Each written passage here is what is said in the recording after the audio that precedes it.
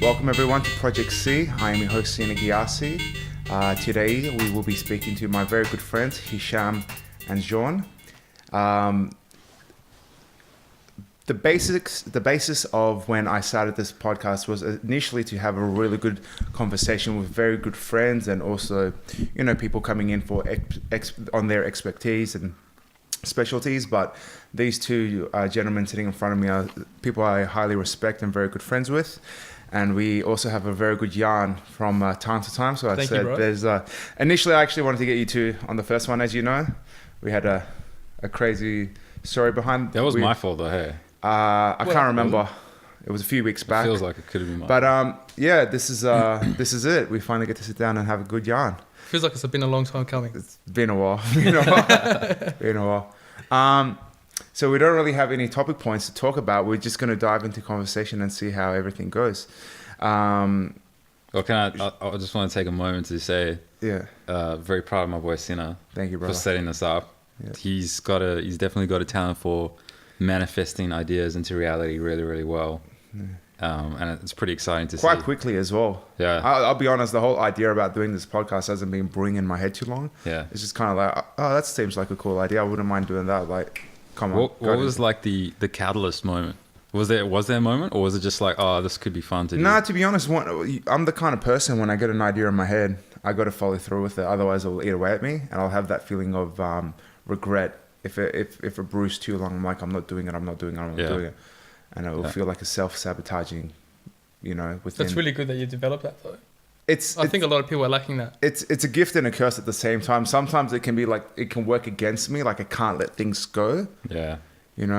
But sounds like OCD. It is OCD. It's an OCD in this. I mean, I'm not like opening door handles like 5 times in a row or closing them and that kind of particular OCD, but it's kind of like I like to create a repetitive structure where I can follow. It's like whenever I go on holidays, for example, after about the 3rd or 4th week, I start getting a little bit itchy in the sense of I want to get back to my routine, and I want to get back to getting back to life, because I know the structure I've set has been working for me. So it's, like I said, gift and a curse, but it's good. Thank you for that plug, man. I think it's important. I mean, like, is this the second one? This is the second one. Yeah. So second one. So we kind of need to understand a bit more of the man behind the project as well.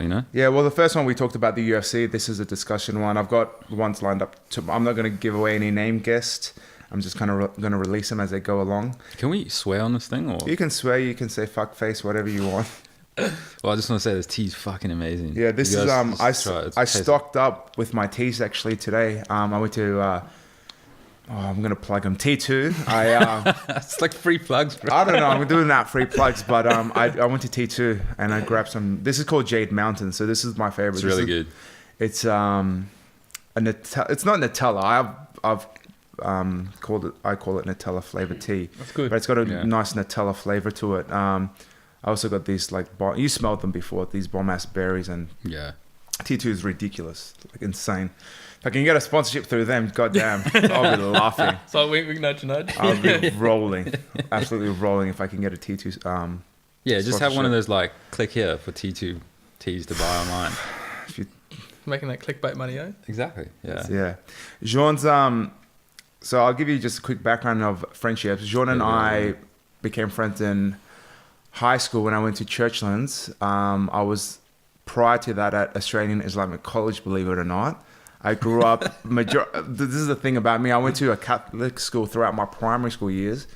When I moved to Perth from Sydney in 2000, my parents, for some ungodly reason, decided to put me in an Australian Islamic College, which I hated it.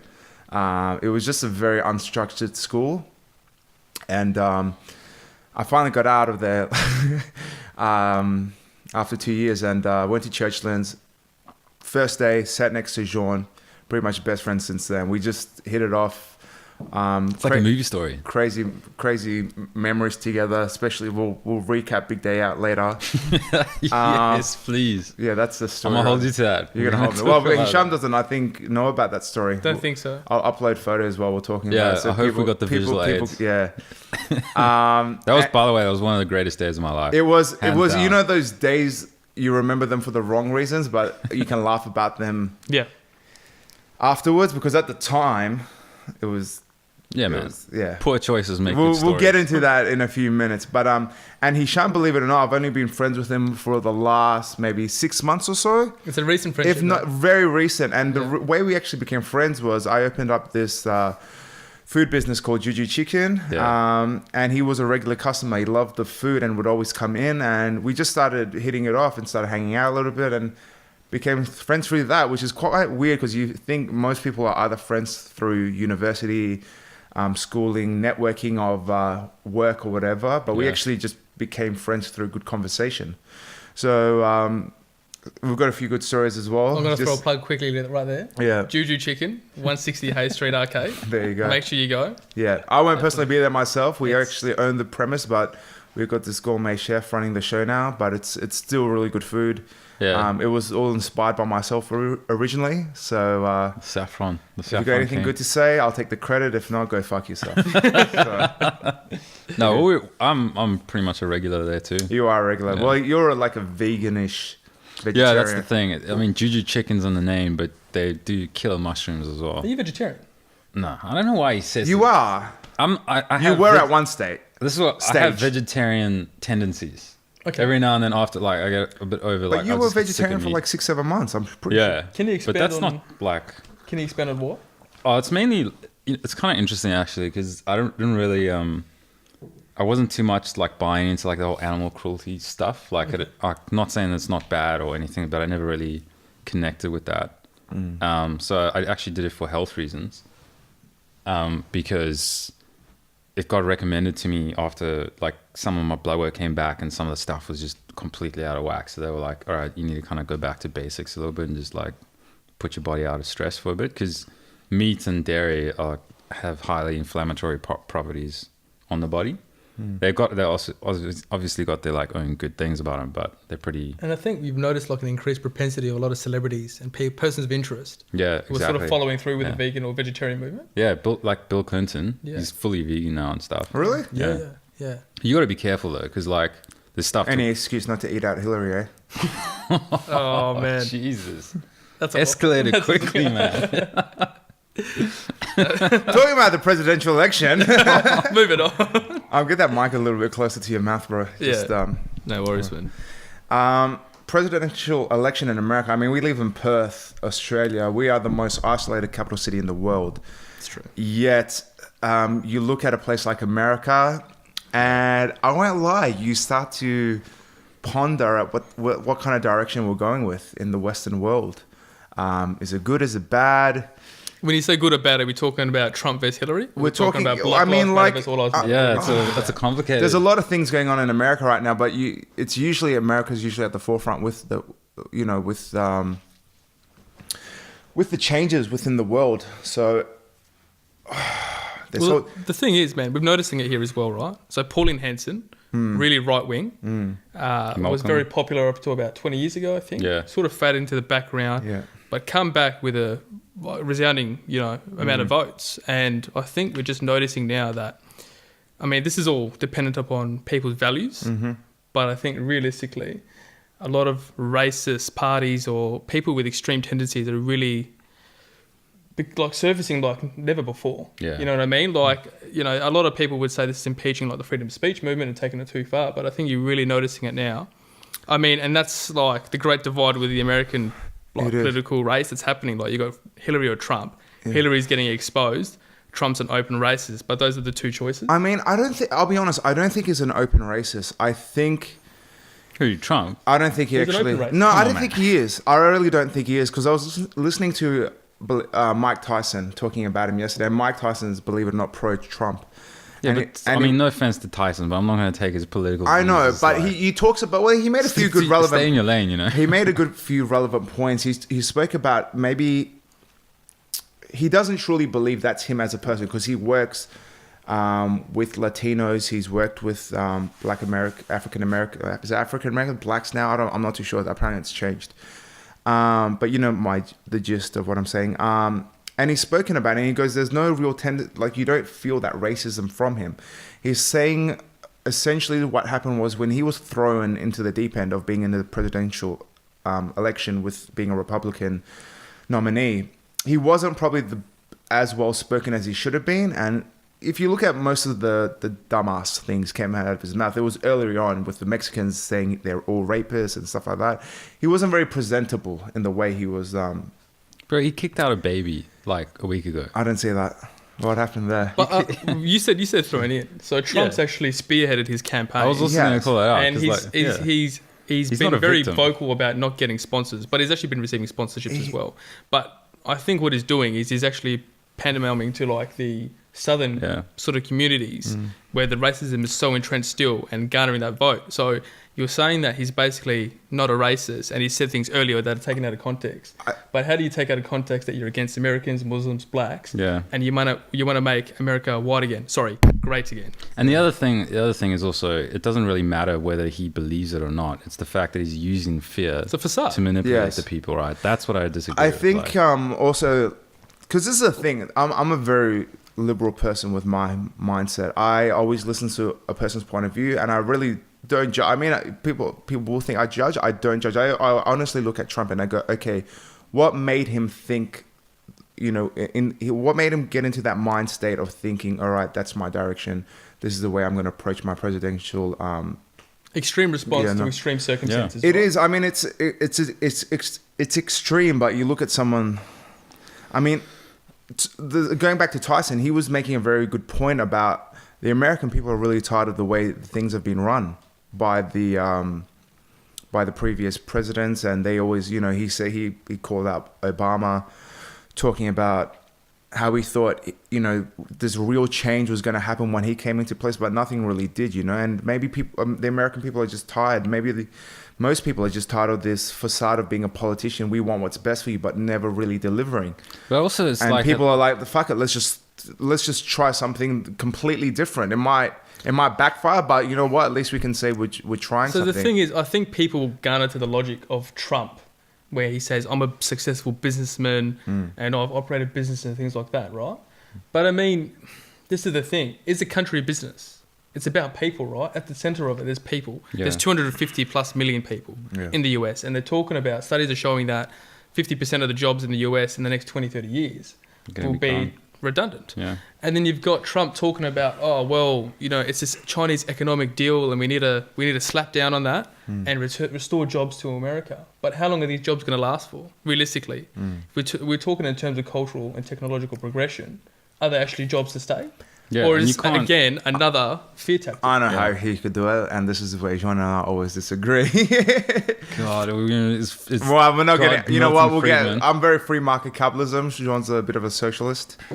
I feel very isolated as a free market capitalist. I do want to touch on one thing though, before, just on Trump, before we go into that whole world. We're not going to go into that. That's just too deep. That pool's too deep to get into. But with Trump and I think you touched on a really important point, right? The world, the Western world, is becoming very, very frustrated at this point, right? There's lots of things that are attacking its way of existence, or at least the perceived way of its existence, without much evidence of the leadership doing anything to make those people who attack it held accountable. The point that you make though about Obama and him going into office and there was going to be change, and then he failed, quote unquote, because he didn't make that much change, shows the underlying root cause of the problem, which is that people are just too dumb. They don't understand the political process anymore, or they're uneducated right now, because a president, his powers only goes, in the United States at least, his powers only go so far. Yeah. Once Congress and the House of Reps and Senate and everything get involved, that's where the rubber meets the road, basically. They have the power to completely destroy, annihilate, or molest the bill that Obama wants to put into place based on their own incentives, lobbyists, and all other sorts of influences. I think it's just such a failed system, the two-party system in general. The way the government said in general, it's what's the lawmaking? It's like throwing Obama into a fight, right? with just his left hand and being like, oh man, he should have beat the shit out of Mike Tyson. Yeah. I'm hell disappointed. It's because he can't do much. He can do as much as he can. I But think the he thing has, is, but right? I mean, it's very limited. realistically, Yeah. so what you're talking about, you're saying that the president doesn't have the ability or capabilities to the extent that people believe they do to make or affect change, right? yeah, I think they see it more as a dictatorship, like a soft dictatorship. Where I'm president, I I'm going think to change. realistically, I think he's a figurehead. Yeah. And it's not exactly. about conspiracies or green lizards behind the scenes manipulating shit, right? Oh shit. Right?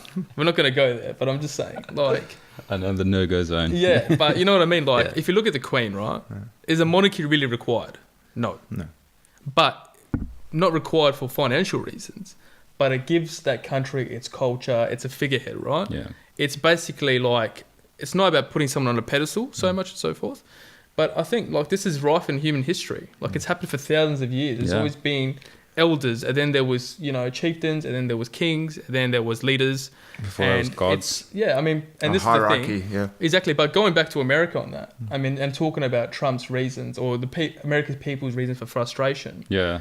This is where, like, I'm going to take a quick, like, dive. But, I mean, I think America is still, like, I mean, we talk about, like I said, like, these kings and things like that. I think it's still that way today. But the difference is we have different words. So we call someone a president. Or we call someone a prime minister. We call someone a queen and king. But it's all the same shit end of the day, right? There's somebody at the top and there's a country. And then we talk about where, you know, inserting democracy into these countries, Yeah. which have valuable resources, and then these companies and things like that are profiteering from it. And you can understand why you've got homegrown terrorism. Yeah. Or you've got basically such a backlash of people going back to the US and these attacks happening. People act like, you know, Muslims are just like trying to infiltrate and take over the world. But Yeah. who threw the first punch? Yeah. Who threw the stick first? That's Well, what I think. It feels like quite constructed to me a little bit, because I was thinking about this the other day. Like, why is terrorism now such a thing? You know, why? Like, it's not as if America wasn't douchebag to every, you know, like Middle Eastern, South American states in the past, in the 70s, the 60s, the 70s, the 80s, like all the way Look at through, just you know? Hawaii. Yeah, everything. Like, Hawaii's not theirs. They just claimed it. Well, no, Hawaii actually did. At least the figureheads wrote and requested to be included in the But states. they've got more of an identity to be an independent. They could become more of an independent country within themselves. Then they're like, all right, we're just going to claim that island in the middle of the Pacific. I don't Is it know. Pacific? Yeah, It's it's the Pacific, Pacific. I don't know the history of it, but I do know that it was a they requested to be included. Hawaii's got very like important political Yeah, like, yeah, importance yeah. because where it's located, right? So this is the thing a lot of people don't realize. A country's borders determine its seas. Yeah. So what happens is, Yeah. and seas, so these borders on the seas that we can't physically see, but they then give you access to a certain amount of fisheries. It means your trade ships or merchant vessels can pass through there. It also Oil gives and you gas. oil and gas, but also, you know, that's where your military, I guess, is allowed Yeah. to sort of patrol. Right. So the thing is, having Hawaii, right, makes that whole area sort of part of the US's territory. So it's actually like really geopolitically important. Yeah, of course. And you're having yeah. the same thing happen in China right now, in the Yellow Sea, right? You're Yeah. having these Yeah. man-made islands that they're creating to basically expand the amount of areas where they have fisheries, and then they can have bases. And it's like, basically, it's what America's done. China's doing right now, but China's taking the heat for it. Yeah. You know what I mean? If the Philippines went to the UN court to say that it was illegal to do that, basically what China was doing, and they found it Were unequivocally. they pouring concrete? Was it? Yeah, well, they dredge. So they pull up the soil from the ocean floor bed and basically concentrate on one area, and it becomes an island. And then they put concrete over it and stuff. Yeah. It's pretty insane. insane. Like, It's they're making insane. islands. But I mean, the UN court ruled unequivocally that it's illegal and that they should not do it. And China was like, cool, but fuck you. Yeah, And basically. they're carrying, Cool story, bro, doing it. basically. Going back to Too long, didn't read. going back to like your two-party system and, you know, your government structure that we have at the moment, what do you guys think is a good avenue, or we should? I mean, my personal belief is the world's changing so fast. You can't look back at laws written 200 years ago and, you know, abide by those laws. It's hard enough with religion, let alone but that's usually, you look at religion, it's between the person and God. The real belief of religion is between the individual and God. It doesn't really affect society in general, for the most part. Shouldn't. Well, right? religion's also completely Yeah, but I mean, irrelevant to that's- say it. that's but different. the point I'm trying to say is, if you're going to integrate laws for everyone in general, it should be more of an update. It's, you know, it's updated system. I mean, what do you guys think? Is there a different avenue that you can foresee? I mean, I think we should really take advantage of the fact that we're so connected through the means of social media, the internet, and really use that as our launch into the next stage of our human existence, you know? Mm. Oh, you hit the nail on the head. Yeah. 100%. Like, I mean, the thing is, the world's connected more than where it's ever been, right? And we all have, I mean, we don't all have, in the Western world, we all have access to, like, communicate with each other almost instantaneously.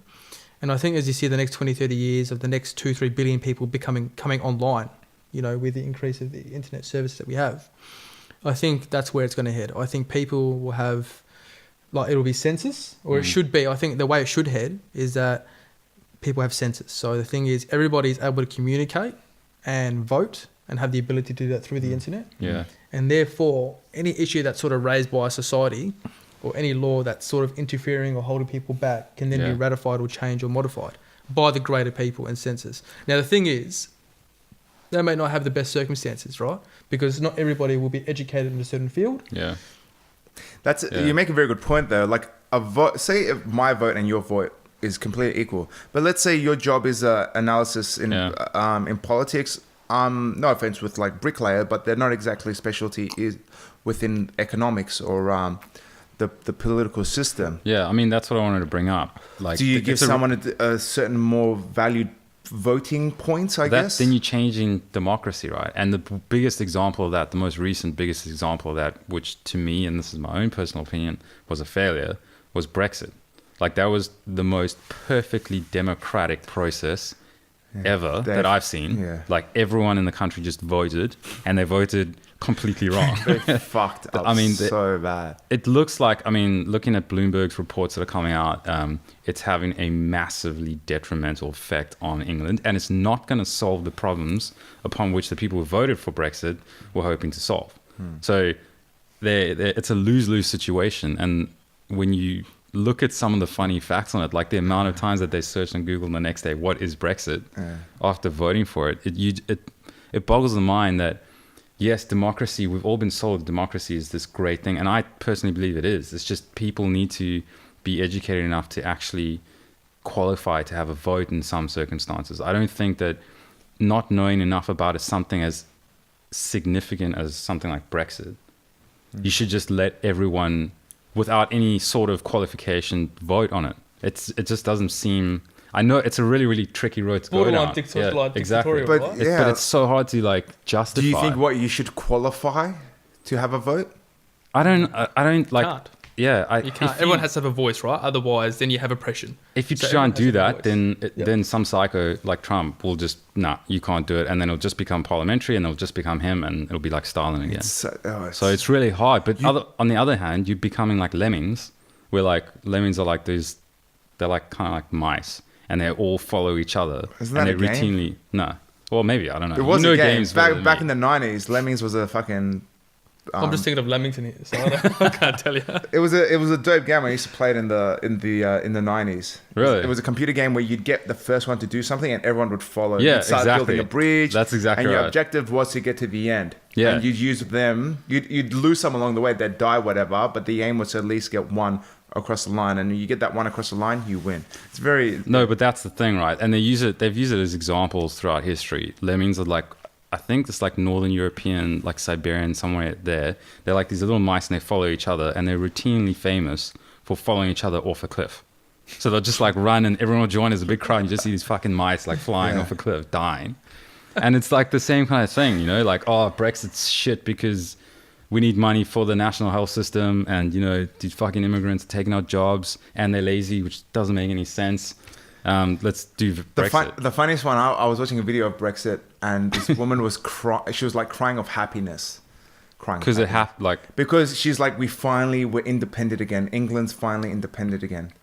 And I thought, what do you mean? It's like, we're independent. We're not held under a regime anymore. But what? Like, the regime is economic, though. I know, but she thought they were.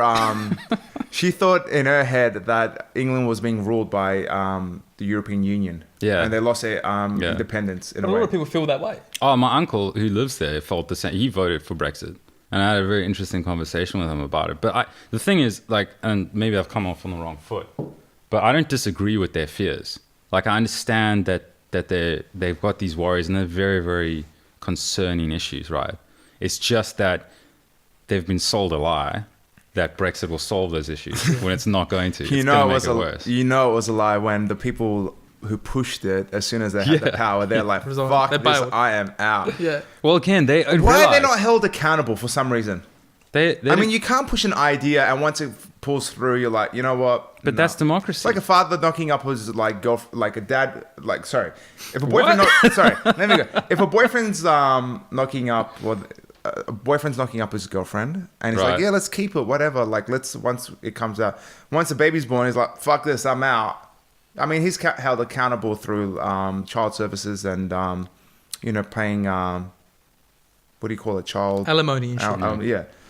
Those guys should have been accountable for what they did. I mean... It was so good, man. The next day... They had no excuses. What was their excuse? Nigel Farage... So one of the main dudes was this guy called Nigel Farage. Yeah. I think I'm pronouncing his name right. And he was the spearhead. He, like, built massive double-decker buses saying, we're paying like 450 million pounds to Europe. What are we getting back? Let's put it back into our national health system. The next day, he goes on TV. He gets asked the question, all right, are we going to get that money back to be put in the health system? He's like, I never said that. I saw that video. It's literally like, you can YouTube it right now. Yeah, I saw that. Like, I never said that. And now, him and the other dude... He basically finessed the country. Yeah. It's so messed up. And then he gave the most disgusting speech to the European Union. Like, because he was still representative. He went to the EU, like, council. And it was just like... It looked like, to me, like a kid who had just been bullied for so long. Yeah. And he just had his little moments of sunshine and just pounded these guys down. And, like, this guy, that's fine. Like, we all have those moments. We're all like... I'm like that, for sure. But if you're ruling the future of a country, you need to man the fuck up a little bit. It's man, you look at people who become... fall into quite a powerful position, and you look at the reasons why they're in that position in the first place. Like you said, bullying could have been a real factor. I mean, you hear about it a lot with cops that take up the position based on to feel that right? That empowerment of saying, you know what, you do whatever the fuck I say now. You know, whereas in high school maybe they didn't really have an opinion, or I mean, they're under somebody else's thumb. And this is something we're all flawed. Look, we're all flawed to some degree. I mean, but we got to think the best way to move forward. We got to think of a better system, and it's got to change. I mean, well, I want to see one change that we can enact right now, and that's emotional education in school. I feel pretty strongly about that because it makes no sense to me why I can work out geometric equations. I can literally draw 3D graphical representations of stuff, but I don't know how to identify anger. Yeah, and I don't know how to. Very good point. That's identify and resolve it. Like, it makes no sense to me, and that's probably the most important thing that you could learn at school. I actually daydreamed about that. I think it was yesterday. I was at the gym, and I don't know why this thought came into my mind. At the gym, thinking about it. Interesting. No, thinking about children at the gym. No, it was the weirdest thing. I thought to myself, I wouldn't mind. I'm not going to do this, but an idea came into my head of working in a juvenile prison and just counseling just kids through emotional issues, because it's a real. Originally, when I actually wanted to do this, the idea came in my head is like, you want to give it some purpose, and I actually wanted to do it in a way of counseling kids in a way, but it's. I mean, everyone's got issues. It's so broad. You want to help, but there's so many people to help. It's like, how do we collectively do it? I mean, yeah, no, it's hard, man. But you got to kind of. I'm saying, but it's the way I see it. Yeah, is like one at a time. That's the only way that I can handle it without going insane with anxiety or whatever. Because you know what'd be amazing? What's that? I just thought of something. Oh, here it comes. But like, watch out. 5-day work week, right? Yeah. What if you had 4 days of work and 1 day of philanthropy? Yeah, that would be good. And that was for everyone. You can't. It's too socialist for me. I'm sorry.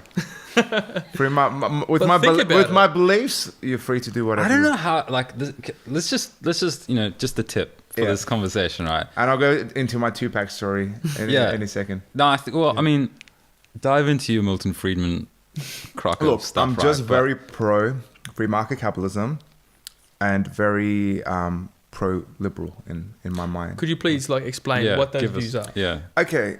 For example, Yesterday, I watched a video of Tupac Shakur, who I idolized growing up. I mean, I love his rap, what he stood for, everything, you know. Yeah. And I would always watch these videos on YouTube, and you know, this one, this particular video came up on my Facebook feed, and I was watching it, and I was just analyzing what he was saying, and I was thinking about it. He was basically saying, you know, how do we have all these rich people like? It was actually funny enough. Park could predict Trump. Back really? then. Yeah, it was. He was talking about Trump, and he's like, he's got these $1 million. How you got people that's so super rich, yet, you know, you got people like starving on the streets. You know, he's basically ripping into rich people, right, about all their wealth and everything, while wearing 2 thick ass gold chains. Now, to me, it seemed like he completely was contradicting himself. Okay, because this is the thing: everyone gives shit to the next guy for being greedy. But we're all greedy. Yeah. We are. Absolutely. But no one ever, it's always the other guy that's greedy, right? Milton Friedman has this great video. He points this out. This woman asks him about what you do with his money, and he starts going on about it, but he says, why am I considered the greedy person? We all individually are greedy. It's always the other guy, right? Yeah. So you watch someone like Tupac who talks about something like that, and you know, you could easily not represent wear those 2 gold chains, and you could feed hundreds of kids, you know. But this is the problem I see with the socialistic is it socialistic or socialism system? Socialist System, where you're forced to make these contributions that you're not necessarily at free will to donate. I think you look at a person like Trump, you look at anyone, Steve Jobs, anyone who's super wealthy, Bill Gates, whoever you want to name. I think, look, it does create a hierarchy of, obviously they've created more wealth for themselves, but I think people don't realize what their wealth is actually doing. It stems down to the backbone of the actual country, which is the people who put in the hard yakka work. You know, it's people who kind of slave away at whatever their positions are, janitors or like, you know, the real basic stuff in the system. You know, it's like kind of like a pyramid system. It is in a way. But I mean, everyone's like, nah, let's just tax the greediest person 90%, and so it makes it a lot fairer on everyone else who's. So unfair distribution. It's very unfair. Like I don't agree with it at all, because I don't think it gives a lot of people. And this is the problem. I know this is going to be really out there, but I think this is the problem we have with Aboriginals. I think Jesus. Yeah, I know. Right. I don't have anything against Aboriginals. I've been living here 20 plus years within Australia. No issues within Aboriginals, but I think we are limiting them to how far they can go, in the sense of, if we give them the benefits they receive, it doesn't really give them an incentive to go out there and actually do something with their life if they are taken care of to such a high degree. I feel like if you took away some of their benefits, it would give them an incentive to go out there and, you know, maybe get their, you know, they've got very good education that they can receive, you know, housing, cars, but they're not really taking advantage of it. And the reason is because they're being mothered, in a sense. Well, I think that's a problem with a socialistic system, is when you start mothering everyone, it doesn't create that real entrepreneurial mindset of saying, fuck this, I'm breaking through, I'm going to make something of myself. Yeah. Whereas, you know, if I can separate the two just a little bit, like it's a valid example, but I think the whole colonialist, like Aboriginal thing, is really complicated. So, it is. I mean, don't get me wrong. When the British came here, completely fucked them over. I mean, you hear the stories about they were throwing Aboriginal babies off the cliffs and stuff. Completely fucked up. It was really messed up. And I do really feel sorry for their generation and what they went through. Nothing like... No, and obviously that's nothing. I'm not given, right? That's all given because we're actually human beings, and that kind of scary to think about that happened, right? But I do want to say one thing around that, and that's, in the limited time that I've been here, and the limited experiences I have had with like Indigenous people here, I've never quite got the feeling that the system ever listened to them. So it's almost, it feels from an outside perspective, and I could be completely wrong, but it seems a little bit like the government was like, fuck, we've done some atrocities, we need to chuck money at the situation. Whereas what actually happened was, colonialists came here and changed the way of life of a people, right? Like there were atrocities and killings and lost generation and everything, but more subtle than that was the fact that we expect them to assimilate into our way of life. Like what you're saying, right? We give them free education, we give them a house, blah, blah, blah. Who are we to say that that's what they should strive for? Like they lived in a very, not a non-reductionist, so a very holistic environment where the entire world worked together. So it's very like everything's connected. The river's connected to the animals. They are in turn connected to us. That's pretty much all that I know, unfortunately. I'd like to know more. But it was a very holistic structure. And a Western society in particular is very reductionist. We need to know, okay, let's break it down to the smallest component and see if this happens, or if I do this, what's going to happen afterwards. And for us to expect that they can just all of a sudden, and I'm using the word all of a sudden to accommodate like even 100 years, because they've been around for 40,000, 100 years is like nothing. All of a sudden, dive into the world of Western values, belief systems, goals, achievements, egos, everything that encompasses us is a bit short-sighted. I would be putting my shoes in an Aboriginal setting. I would be just, let me find out who I am now, because you've completely changed my entire belief system. And I think that just throwing money at the problem gives an opportunity to resent and fuck the system, as opposed to trying to work a way where two systems could potentially work together. So I think that's that side, right? Not the socialist stuff that you're talking about, but that's why, my opinion is why it hasn't worked, because we've just chucked money at it. I think you make another point you make, which is quite interesting. I mean, you talk about Aboriginals being around for say 40,000 years, whatever. I think it's more, but it probably is. It is, but what's interesting, if we never really take a step back and realize how fast these changes are occurring. Yeah, insane. You talk about equal rights with blacks and whites within America, and I was watching Selma, and you think about that's what was that? Was it 69? Yeah, have you seen that? Yeah, Selma? I mean, Jimi Hendrix was almost dead already. Like, it's not that long. I mean, ago. It's not that long. Yeah. To think about blacks had equal, well, it's not even equal rights, but equal voting rights, Same with women, though. Yeah. It's happening so quick. I mean... Go back to Australia for a minute. Yeah. Does anybody actually here know when that White Australia policy ended? Why? The what, sorry? The White Australia policy officially ended. It's like the beginning of the 1980s, I'm fairly certain. Yeah. So the thing is, this is what people would fail to realise, right? And I'm born and raised in Perth, and I've lived quite closely with Aboriginal peoples, and I have Aboriginal friends. And the thing is, what people don't realise is that everyone thinks, get over it. Yeah. You've got all this opportunity, get the fuck over it. But it doesn't work that way. Yeah. Because let's be realistic, right? Imagine you have your way of life, and it's a rich oral tradition, because remember, Aboriginals, they didn't really have a written language. Yes, they had they had very artistic tendencies, beautiful paintings and sculptures, but it was all oral tradition, right? Elder to young, and so on and so forth, for many years. Now, the thing is, when they were colonised, they were butchered. They even were classed as indigenous fauna, and you could get a license to hunt them. Yeah. So they were not classed as human beings. So it's ridiculous, right?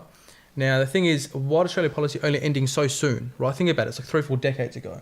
And sorry, just for everyone, what's White Australian policy? So White Australia policy determined that Aboriginal peoples were to be bred out. So they were forcibly... Really? Yeah, they were forcibly bred with white people to breed out the Aboriginalness of their people. So they were forcibly colonised. I mean, there's an example, and it goes back to Scottish times. If anyone's familiar with Braveheart, have you heard of Prima Nocte? So Prima Nocte means first night. The English used to go into the Scottish peoples, and they would take their wife of a newly married couple on the night of their marriage and fuck them to ensure that the child that was born was of English blood. It was forcible colonisation, like ridiculous. And the thing is, in Australia, it was genocide. It was unfair, like treaties not being respected, or basically don't correct the correct way. Well, there's no treaty. Yeah. That's still one of the... They're taken advantage of, and they were literally tried to breed them out with the White Australia policy. Now, you still have generations of Aboriginal people who were alive today. Yeah, I remember that. Yeah. Now, imagine you teaching your children and your children's children what happened. How are you going to feel? Are you going to feel like you're a part of this world? Or are you going to feel like an absolute outsider? Like your fucking walls came crashing around you. And the thing is, like you said earlier, Aboriginal people who said they had a connection to the land and back and forth, right? the actual Australia had so many groups of Aborigines. It was more diverse in Europe. Yeah. There was more diversity than Europe. So people assume that you see one Aboriginal and you've met them all. No, that's not true. There was literally, it was more diverse in Europe. Really? There was Aboriginals everywhere. Yeah, they were literally so culturally different from one end to one spectrum to the other. Depending on the tribes. Oh, it's like The depending on the areas. communities. There was like so many around. I mean, like for Perth locals, a lot of people This say is more like Indigenous Americans were the same way, actually. yeah, exactly. And the thing is, a lot of people throw the word Noongar around in Perth as a term for an Aboriginal person. But That's a tribe. that's isn't it? actually such a disrespectful way to put it, because the thing is, just in Perth alone, there's like several distinct groups of Aborigines that lived, because the Swan River was a fertile area, right? That's why we settled here initially. But I mean, it's just the thing is, you had Aboriginal people then, and they had children and children. And the thing is, that same mentality cannot simply be healed in about 30 years when this happened for 100. Yeah. I mean, I think it would take at least the same amount of time that colonization began to, on our side, on the other side of the fence of healing, to actually have Aboriginal peoples the right, like give them the rights that they actually deserved. And the thing is, throwing money at the problem won't fix it. You're right. I mean, New Zealand is actually trialing something very different to us. You know, Centrelink, which is like our welfare system in Australia, they, you get an allocated amount of money, and you're expected to obviously subsist of that and search for work and things like that. But the thing is, imagine your parents are unemployed, and it's not that they're unemployable; it's that there's a stigma because they're Aboriginal that people don't want to employ them.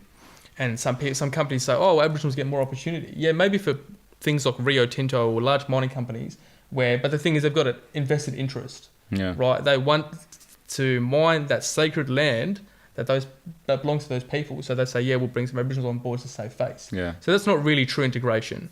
But let's get back to the point.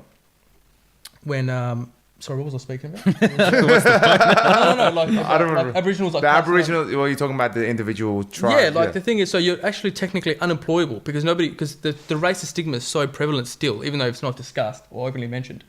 It's so prevalent that people don't want to employ them. So what opportunity does that person now have? Yeah. I mean, and what can they teach their children realistically? And it's so much more difficult. You add complicating factors like rampant alcoholism and stuff like that. You know, like the thing is, people they always like. So I work for Commonwealth Bank in the city, and we're a proud supporter, and we support Indigenous traineeships. Stop trying to plug. Not plugging CBA, just saying. But the thing is, like, no, we have a very active. I think we do a very active internships and things like that. It's really good. And the thing is, so Monday to Friday, I'm at the flagship branch in the Perth city, which is like, all your professionals, white collar workers, doctors, lawyers, like that. And then 2 streets away, I'll work at Murray Street on a Saturday. And all you get is homeless people smelling like absolute piss, and drunk people, drug people, everything. And a proportion of them are of Indigenous origin, right? But the thing is, like, people say, people at my work will be like, oh, just give them the money, get them out of here, right? Because that's the attitude. They just give them the money because they're upset because they're not getting given money. But they didn't go through all that.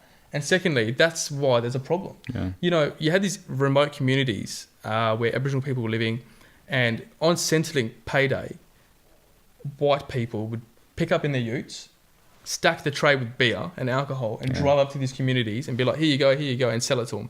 At like a ridiculous markup as well. Just fueling the alcoholism and drug, that drug hold of them. Yeah. And then they'd take off. But then people are like, oh, get over it. Yeah. And the thing is, that's the big contrast actually with New Zealand, is that New Zealand's now hiring life coaches. So if their welfare system's a bit different, they're getting life coaches on board. They're reducing the payments. So instead of getting like 600 a fortnight, it's like 350. But the other 250 is spent on this life coach, who then teaches them the essential skills to become employable or to actually have an impact on their environment around them. And they're having much more success than what we have here. I think something like that needs to be implemented. That's a very good system. Yeah. Very good system. And it also prevents like that money thing, right? Like we're talking about the Aboriginal side, but there's also the side where there's resentment from like quote unquote white people or normal Western society members. I'm working really, really hard for like what you're saying, right? Like I'm working really hard, I'm doing this job and I'm starting a business or whatever the case is. Why the hell does this guy, just because he's Aboriginal, get this money? It fuels resentment within the members of society, which just makes the problem worse. Yeah. But so we covered that good. I think we did it right without being too contentious. But so what you're talking about was socialism, right? Versus free market capitalism is, to me, avoid like those kinds of examples because that your subject on its own is complicated as hell. It's so complicated. It's so complicated. And I don't think like, and my one thing is, I don't think that you can just like take one, shall we call him like an economic philosopher? I mean, Are you talking about Milton Friedman? yeah, He's talking about the man, the boy. your new god. But he like New. He's one proponent of a system that can be interpreted many different ways. And I think that's like important to keep in mind because it's not I urge people to watch his videos on YouTube, by the way. Please do educate yourself. It's better than Kimmy K, man. Or whoever. Even educate yourself on people who preach socialism. This is a thing a lot of people tend to forget. I mean, yes, we take sides. Yes, okay, I'll say I'm liberal, free market capitalism. You'll be socialist. I never said that, by the way. I know. Okay, I'm just making a point. Just because I disagree with you doesn't mean that. We as humans, we will take sides and we will stick with that side, right? It can be whatever sporting team, election. In Perth we have. In Perth. In Australia we got the Liberals, the Labor Party. You got your independents, obviously. You got the same in America, Republicans, Democrats. But we have this real tendency to choose sides, so we feel accepted in two opposing sides. Exactly. There's no gray area. And I think what a lot of people tend to forget is when you discuss certain points like we are here, instead of the conversation starting out as you're an idiot, you calling me an idiot, and let's try to get our point across, it's never going to happen, right? Yeah. What we should really do is say in a much better fashion, I respect what you're saying. If you respect what I'm saying, we will have a nice backwards and forwards discussion in a very respectful manner. Yeah. And what that allows is the person to really open up to what the person's saying. And this is the thing. Everyone is essentially a good guy in a way, because what we really want is to better the system. We do. If I'm opposed to your beliefs, you have those beliefs because you believe it's for the good. I have my beliefs because I believe it's for the good. I think that's gotten real lost in translation. Yeah. Of saying, we want to do this for the better. How do we get there? How do we meet there? How do we meet halfway? Instead of clashing, let's meet there. Yeah, and that's again that whole reduction versus holistic viewpoint, right? Like reductionist is this is my side, I'm right, you're not in my world, so you have to be wrong. Whereas holistic is like what you're saying, I have my side, you have your side, but we're both part of this community that's trying to better take the whole heaving mass of humanity and move it in the right direction. Closes the loop on that education piece, though, that I think, like you said, like it's ignorance. Yeah. End of the day, it all comes down to ignorance. And the more educated you are, the more accepting, tolerant, and the more informed your decisions are going to be. Like, it's just, and that's the thing. Like, I feel like our system, our educational system, is one of the very, very like critical points that has been failing us, because without the ability to, one, identify and manage your own emotions, like just what you're saying with the arguments, right? Oh, you don't agree with me, it's making me angry. I don't know what this is, but I'm feeling really jacked up right now. I'm going to take it out on you, as opposed to what's actually happening, which is I am making myself angry from what you're saying, right? Like, if you say something that I disagree with, you're not in my head like fucking around with my neurochemistry making me angry. I'm making myself angry. And the way to manage that is to identify what about what you're saying is causing me to make myself feel that way. So that's like number one, emotional education too. And then there's everything else. Like, we need to understand stuff a lot better than we currently do as a general population. And that's hard because more information has been created in the past year than has been created in the past 100 years. It's insane. So how do you keep up with that? And that's another challenge that we need. Information overload. Touching up on your anger, what they say is anger is like drinking a poison, expecting the other person to die. Yeah, it's a good way of summarizing. It's very Persian, like poetry. Yeah. Well, we have poetic, apparently, roots in our bloodline. I love that. Tell the story of that, your mom, like with the back thing, because that's just and the Persian. Well, in Persian we have this tradition. We got a lot of like old school traditions. We're very ancient. Persia's Iran, by the way. Persian's Iran. Yeah. I don't want to confuse you. Meow. I don't want to like Persian carpet. But in Persian culture, if say you're sitting in a car, someone sits in the front seat, you apologize for the back being facing them. It's not intentional, but sitting. So the person, if I'm sitting in the front, will say, "Beb actually pushed ambishomos." In translation, means "Sorry, my back is towards you." And the person in the back traditionally says, "Gol push nadare," which in translation means "A rose does not have a back." So it's very beautiful. Yeah. And it's, for me, like, coming awesome. as a white guy, coming from like a totally different culture, I was like, wow, that's really, it's so interesting to see those kinds of interactions ingrained in your culture, right? Because like that would not even pass consciously in like a white car. Right? Turning your back's not as big as a deal as it used to be back in the day. It used to be such a disrespectful thing. Yeah. You get into an argument, you get angry with the person, you just turn your back and you start walking. But it's really unheard of. But good points. Everyone made good points there about moving. But this is the thing. Like moving forward, everything is a subjective view as well. Everyone has as well. We don't know anything, and nothing is objective in the sense of we know this will work. We have to do this. We don't know this. This is all trial and error for us. We've been making mistakes, but at the same time, we have been making progression at the same time. Don't you feel? Absolutely.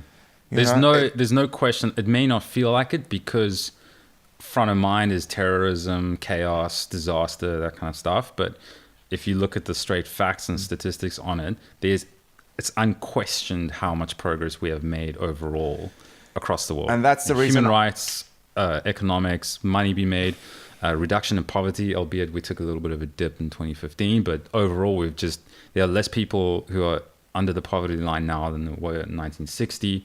We've pretty much, and I'm going to caveat it with the whole GMO and organic versus non-organic shit, but we pretty much have tackled and completely annihilated a very pressing issue in the 70s of global starvation.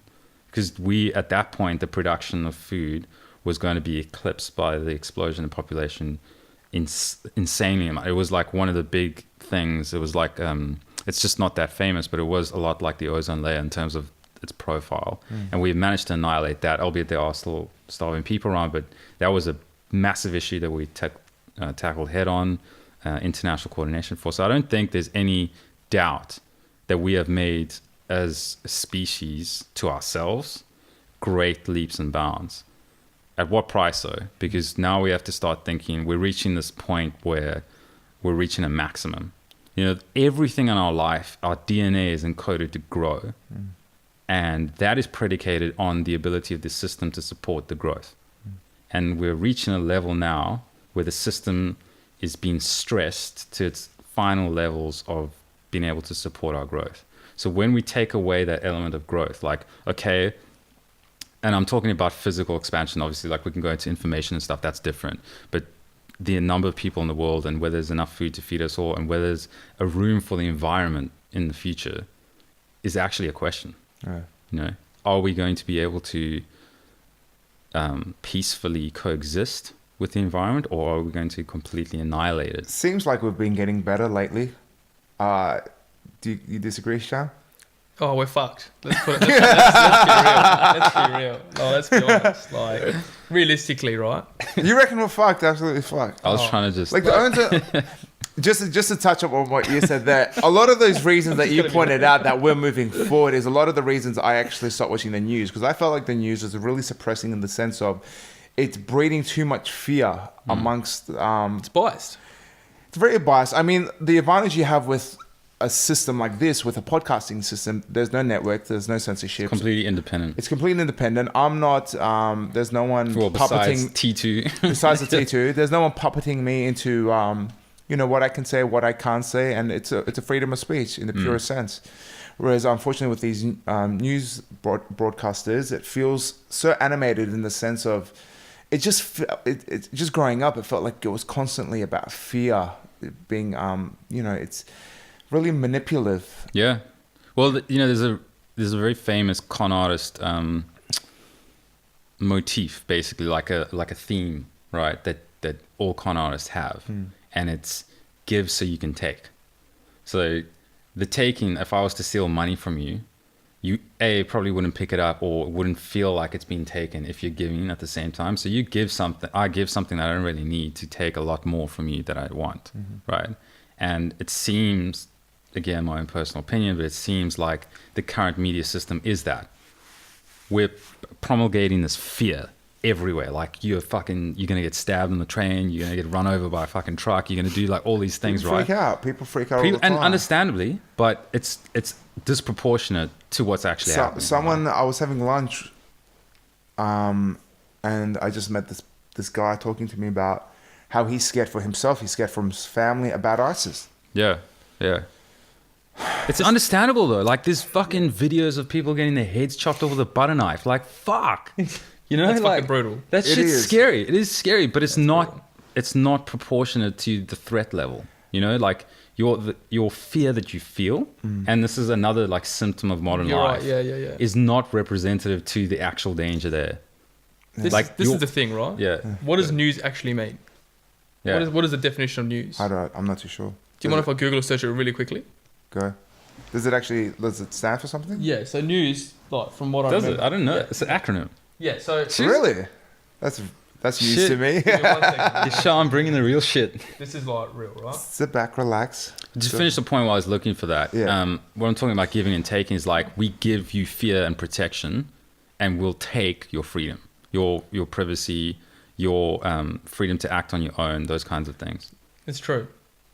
Are you And it getting feels a okay. reception down here? I'm Well, fine. So okay. news, Yeah, right? go News. for it. Newly received or noteworthy information, especially about recent events. Example, a broadcast or published report of news, or information not previously known to someone, right? So does that sound like what we actually receive on the TV? Now the thing is, what you're supposed to get is facts. What's actually happening in the world around you, but what do you get? Yeah. You get a fucking biased version or spectrum of what's actually happened, and because there's a bias, because there's somebody pushing an agenda. So if you get biased information, it's not factual, doesn't mean it's true. Very true. Yeah. It feels like it became quite boring in the sense of it felt like a loop. It felt like a cassette just constantly just going backward, rewinding, back again. Same thing over and over. That's not to say that like, you know, the events in Paris and Nice Are not and Marseille, newsworthy, of course. Yeah, of course. it happened, right? But on the overall basis, does that mean that you are like in Perth any less safe? Probably not. Yet you feel so anxious and scared that it impacts your decision making here, which in turn makes you more susceptible to being exposed to that danger. You know, so it's a reverse logical loop. It's a confirmation bias, basically. Yeah, It's what confirmation bias is. Confirmation bias is you're looking for it. when you're just repeatedly confirming Yeah, or reinstating a belief that is not necessarily true or transparent. So that's what it is. It's the news that we receive. This is the thing, right? This is going to sound fucked up, and there's some truth here, but you get in your car and you're driving out of work, right? To sit in a cubicle for 8 hours a day, to pay for the house that you leave empty all day, only to return and look at another box which then tells you how to live your life. That's literally what it is. You know what I mean? So people, I mean, you're not exposed, like, yeah, the information's freely available, but even the internet's like completely like toxic, man, in so many aspects, in that every time you look at the news or every time you read, like if more people read Wikipedia and published fucking journals, like about actual real shit, than what the news said, I think the world would be a completely different place. but that's hard, man. Reading articles and stuff, that's fucking hard. I Yeah, just but want that's to a get matter home. of education. I'm tired. I just want to turn on the box. That's right. You know, like fuck You don't that. want to come home and do research in a Yeah. sense. Yeah, Well, but- I do, but I'm a freak. I apparently, do so, as like, well. I mean, I You don't have personally, to when research I that, go on right? You don't have to research. BBC The and news should be a bullet point list It of should what be. is actually important, but it Yeah. isn't. That's the thing. And that comes down to free market capitalism. I mean, everyone can push whatever agenda they want. It's not necessarily responsible for everybody or what they need, Yeah. which is socialism. yeah, So you can see there's a bit of a clash there. there is a clash. That's really exciting. I'm just saying. Peacemaker, eh? just I putting see it this out guy's there. agenda. I see his agenda. Can we? We will get there. Let- We will. It's not even there. I mean, what is there? Like we always talk about, there's a there, but there isn't really. I mean, Yeah. when do we say we've done the perfect job as a human existence? And Well, got it that's the question, right? What is our purpose? But that's the thing. Like, why are we here? There is no there. I don't believe. Yeah. I believe this is the thing. This is what's amazing about humanity is that our curiosity is insatiable. we always want to continue to improve and learn more. I think that's the miracle of human existence. I think that's what it means to be human. I don't think it means I'm white, I'm black, you know, I was Neanderthal ancestry, I have Neanderthal sapiens ancestry. I know, well, that's it, man. I mean, white skin, red hair, these are all mutations that came from, if you don't, like, sorry to any creationists out there or people who don't believe in evolution, but speaking from a scientific background, I mean, that's what it was, oh, big words. Right? I mean, you know what I mean? Realistically. Yeah. So I think that's the intensely amazing thing about humanity is that we're always continuing to strive and improve. And this is why we have such a takeoff event now where with the information age, right? There's so much information being received, everyone's being bombarded.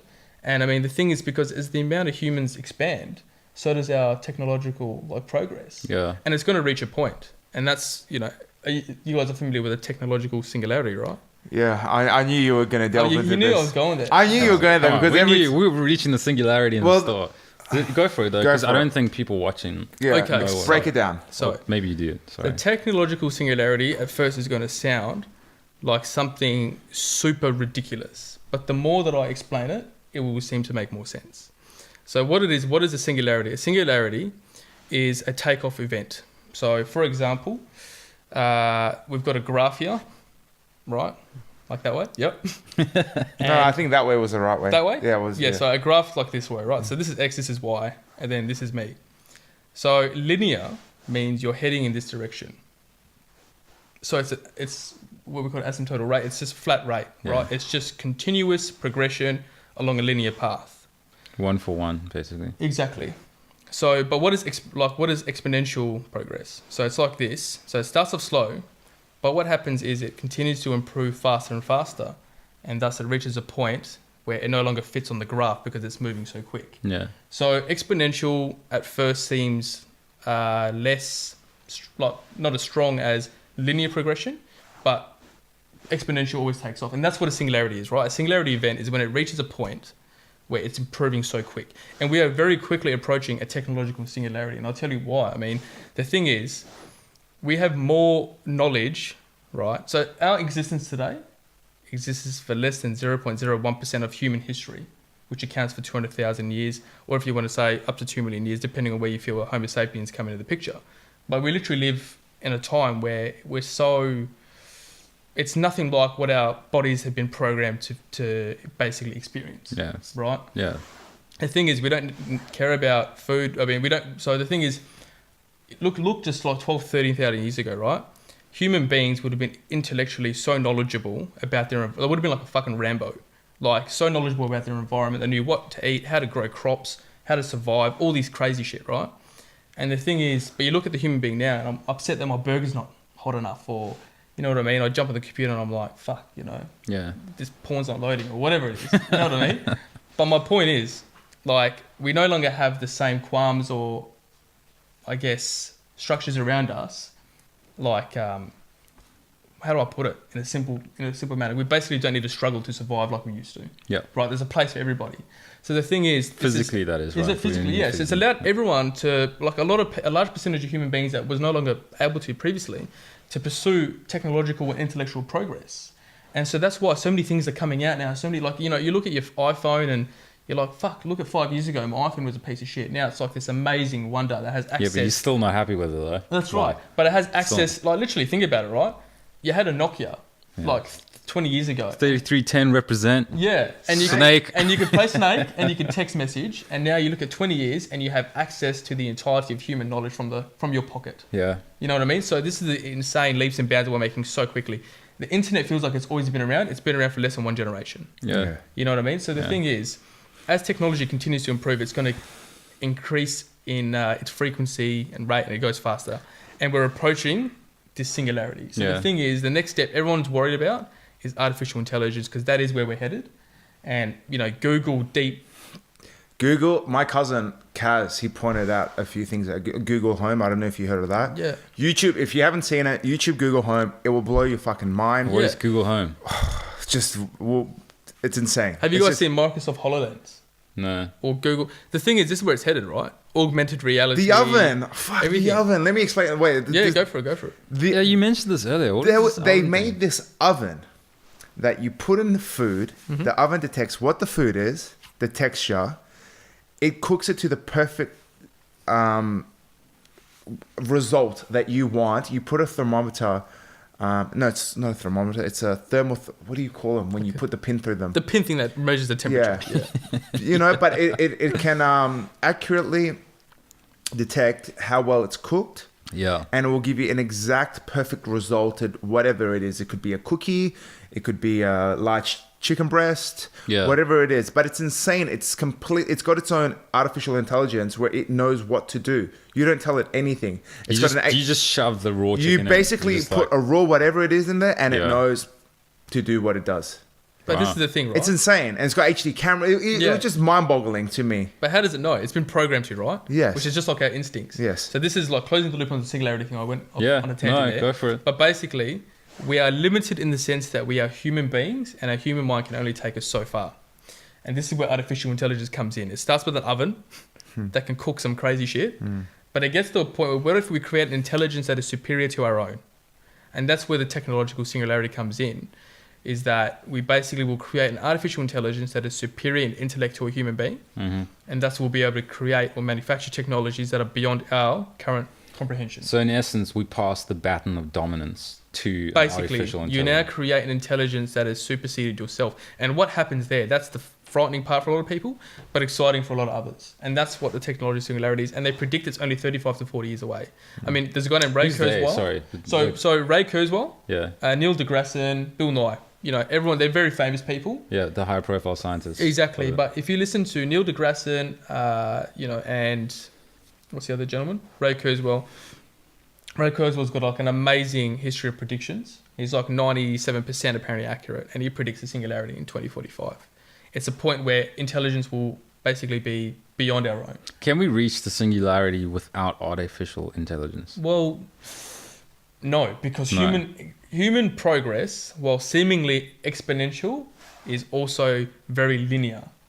In that this amount of humans means this amount of technologies. Right. So it's like, although it's the amount of humans increase in the rate that they're born and producing technologies, and that is exponential, it's still very linear versus comparatively versus something that could, because the thing is, once the intelligence is beyond our own comprehension, right, it can then upgrade its own self. Yeah. Because the thing is, how we increase our own knowledge is we educate ourselves, we reproduce, and our children has that education and then educates themselves further. Right, so it's actually very slow. Versus an artificial intelligence, it does not have to have its own children, but can seemingly improve itself. So therefore, it will become exponentially more intelligent. That's where the singularity comes in. My question on that is, and it kind of stems back. Maybe I'll just take a step back first around like how we're talking about how amazing technology is and it's made us this fucking oven and shit, right? But when people start to see biotech really taking hold, that's when it's going to hit home for a lot of people. Like when you see shit, my liver just failed, I'll just go print a new one tomorrow. Like, oh fuck, I've got to stop off at the And people are 3D printing. Yeah, 3D and that's like happening now. You told me the story about the woman who 3D printed a bladder and it worked. Yeah. So like that when that becomes the norm, where it's like not instead of Netflix, but in addition to Netflix, you have a subscription to like Organ Donors Are Us. And then whenever you need a fucking... It'll be like health insurance. There will be no kidney donations anymore. No, people are going to laugh at that in like 20 years' time. They're going to be like, man, remember how I had to donate my kidney to someone? Yeah, it was so like rudimentary, you know? Yeah. But so what I'm saying there, right? Like that is when technology really gets into our skin, pun intended, basically, right? Like that's when like, oh shit, we are changing as a species as a result of the technology, right? So my question is, with the singularity, is there any way that we have any ability to predict what's going to happen? Yes and no. I mean, the thing is... I'm going with no on that one. We have... like, because what's the oven? If the oven's blowing my mind, God knows what's coming. We can make informed decisions based on past experience. But once we experience... But singularity by its definition, right, is like a totally new world. That's right. It's taken off. Yeah. Right? It takes off to a point where you can't keep up with it. So that's what a singularity is. 2046, right? Like, let's say Kurzweil's right. Like, do we have any idea what that's going to look like? So the thing is... am I still in this? You know, am I still in this fucking body? That's right. I mean, have you guys heard of Ghost in the Shell? Yeah. It's a very popular anime series. Yeah, like anime comics. And they're making a movie, and Scarlett Johansson will be spearheading it, right? So God, I love her. Yeah, amazing. I know. Her voice alone and her, like, Everything, mate. oh. But back on topic. Have you seen her? Have I seen Oh, Scarlet? hers Her. amazing. There's it. Well, if we're talking about Good movie. I know. artificial intelligence. Right? See how prevalent it's becoming in every. What's her? oh, dude, her is a gangster movie. Basically, a guy falls in love. Is it Quentin Phoenix? How do you pronounce his name? Joaquin Phoenix. Yeah. Sorry, It's weird. Joaquin Phoenix. Yeah. It's I don't know what it's dated as. I don't think it's even dated, but he's basically installs this OS Like a software, system, right? software. Yeah. And He falls in love with it. He falls in love with it. He integrates. Spoiler alert. He talks to it, and it's got real sense of humor. It's just. You got to watch it. It's insane. I've watched it like 3-4 times, It's but cool. it just boggles my mind. And I keep thinking to myself, damn. Are we We're equipped heading there. to deal with this stuff, do you think? Because I read a really interesting book, and I highly recommend it to everyone. Guns, Germs, and Steel. And it's basically an entire history analysis of why Western societies became the dominant force. Like why did England colonize as opposed to Zimbabwe? Or whatever Zimbabwe was, right? Or the Aboriginals is a perfect example. They were here way before Western society even fucking baked their first piece of bread, right? So why is the world like not completely annihilated or dominated by Aboriginals? And in that was this premise or this argument around one of the reasons for such dissonance in the world is that biologically and emotionally we're not equipped to deal with the progress that we're making. And it calls into question the reason for our purpose, right? Because like initially our purpose was like, fuck, we need to eat, we need to find stuff, we need to survive, we need to have lots of sex to make sure that the species survives, and that's it, happy life. We've ticked the box. That's our purpose. And within every person, there's that yearning to do something that means something, right? And if we can't keep up with the progress that we're making to redefine our role in all of this, will we self-destruct? A very interesting book I read called Ishmael. And I'm not one for reading books. I'm dyslexic, so it took me a while to get through this, but I got through it. I should have just got the audiobook, but my uncle in Sydney, he gave me this book and I read it. And my cousin Kaz, who also read the book, we discussed it, and it basically talks about humans are divided into two types. You got something called leavers and you something called takers. Now, sounds like relationships. Well, call it what you want. Let's not go there. us sitting in this room right now, we are takers. Majority of the people in the world are takers. Okay. Now, what takers are essentially we are taking resources from the world. We might not intentionally be doing it, but we're basically just draining the world little by little by little by little until we've used up all our resources. Mm-hmm. Everything is limited. Everything to the touchpad on your ice cream, until that material, everything is limited. You look at oil, everything. Until right? we have the technology to manipulate the energy back. But until that point, yeah. Until that point, yes. Yeah. But what the book points out is when you talk about the Aboriginals and how they were around for so much longer and they didn't overtake the rest of the world or colonize anywhere else, is because there were examples in this book of other colonizations about how they would work in harmony with the planet Earth, and they would essentially use just that exact, pretty much, not exact amount, but a pretty much perfect amount. Like they'd reach like equilibrium. An equilibrium in a sense of yeah. not absorbing and taking advantage of the world for what it was. Native Americans used to do it, Indian Americans used to do it as well, and it talks about how we reached that point, what started happening, the wars that occurred because everyone started taking. I mean, essentially, in human history, when we look at the greed came into it, the jealousy came into it.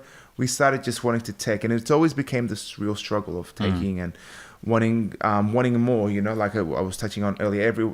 It's not me who's greedy; it's the other guy. We're all greedy in that sense. We're all takers, and we're all going to reach. We're unfortunately going to reach that point. I can foresee it, that we are going to demolish this beautiful planet of ours because we're just not going to appreciate it. Not just appreciate it. I think we're not going to be as harmonious with it as we should be. it's But this is the thing, right? Human beings, this is our tendency. We have expansionist tendencies.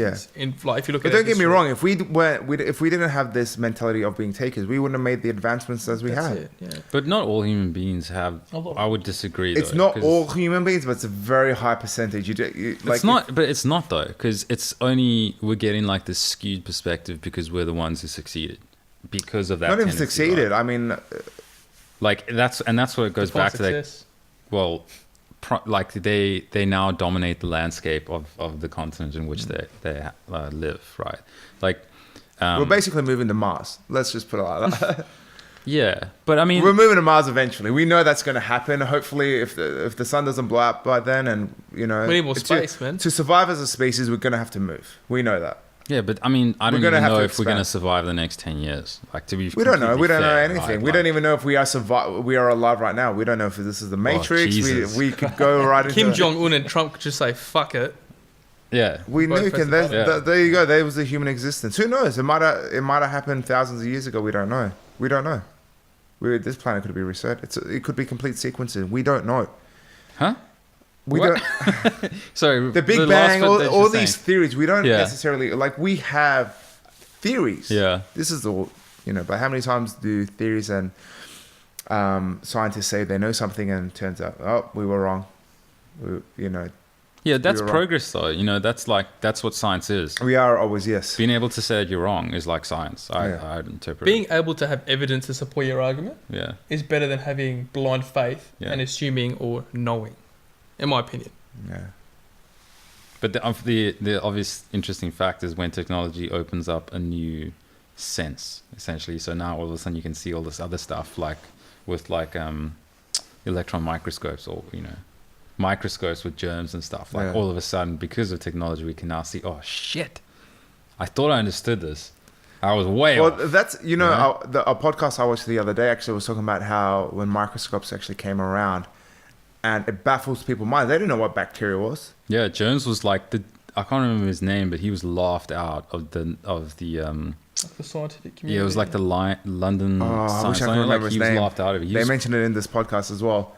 But they spoke about it, how like a lot of people who would die would actually be from pure bacteria because you couldn't see bacteria on your hands. Yeah. But it existed. If you'd perform operations or whatever Yeah. on someone and not, sanitize your hands properly.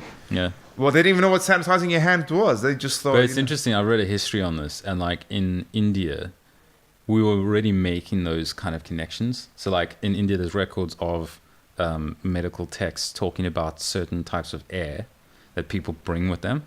So like if someone who has a certain type of air, that the person that they're exposed to would have an increased chance of getting sick, which is essentially what we're talking about. It's just instead of air, we know what the germs are and how they work and stuff, right? So and that text was BC. I can't remember exactly what year it was, but that was like BC. And so we had this understanding, we could observe it. We just didn't have the technology to validate it, to make it fact. And that fact will last only as long as until we have some new technology that then shows something further, It's really interesting. It's a layer cake. How deep does the rabbit hole go, man? But we are so under-equipped, though, I think, to deal with any of this.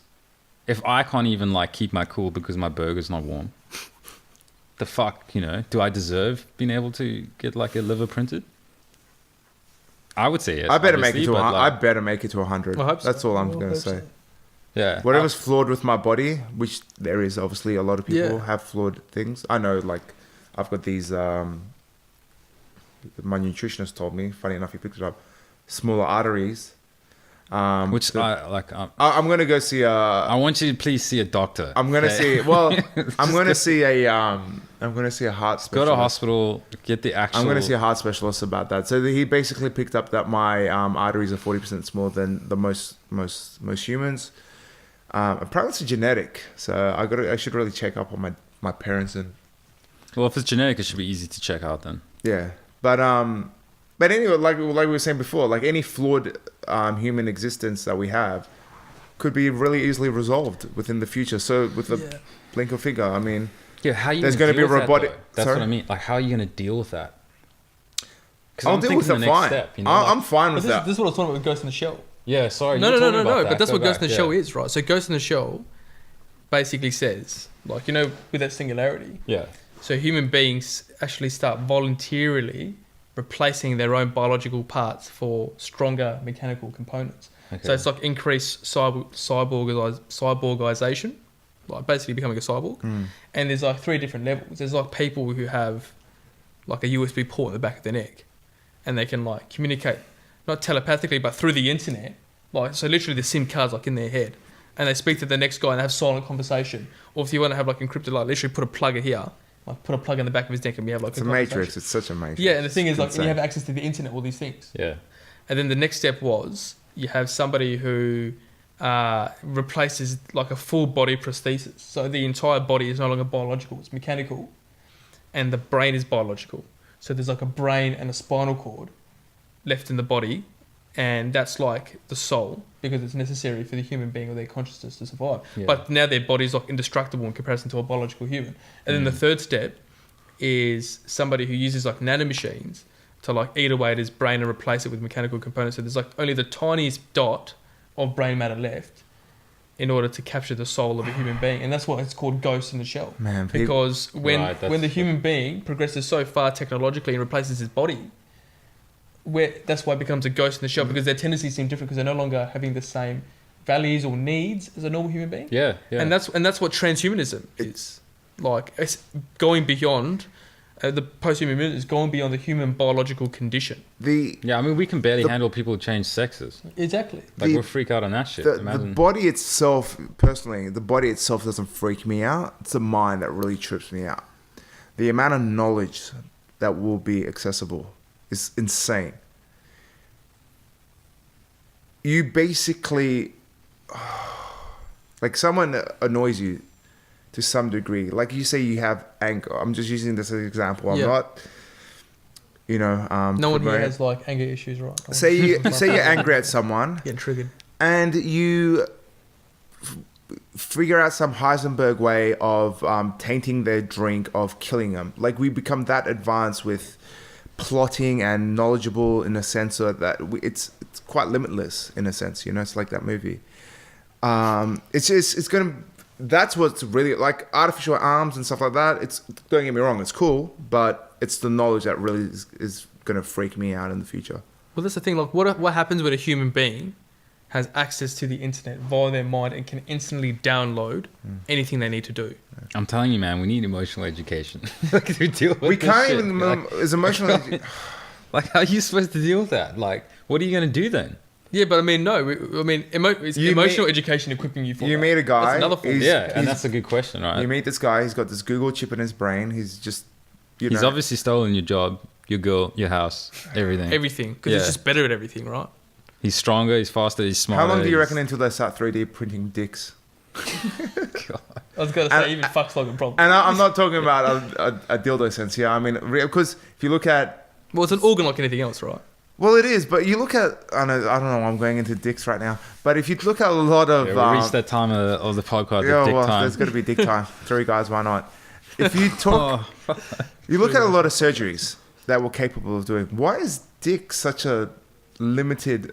So the thing is... It seems that way anyway. Like, I mean, like, the thing is, like, boobs exist, right? Yeah. So you can and what put, is like, the perfect dick size? Don't forget that, because you, like, why they is say... it going this way?